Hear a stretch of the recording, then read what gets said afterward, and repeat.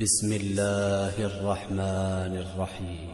والشمس وضحاها والقمر إذا تلاها والنهار إذا جلاها والليل إذا يغشاها والسماء وما بناها والأرض وما طحاها ونفس وما سواها فألهمها فجورها وتقواها قد أفلح من زكاها وقد خاب من دساها كذبت ثمود بطغواها إذ انبعث أشقاها فقال لهم رسول الله ناقة الله وسقياها فكذبوه فعقروها فدمدم عليهم ربهم بذنبهم فسواها ولا يخاف عقباها.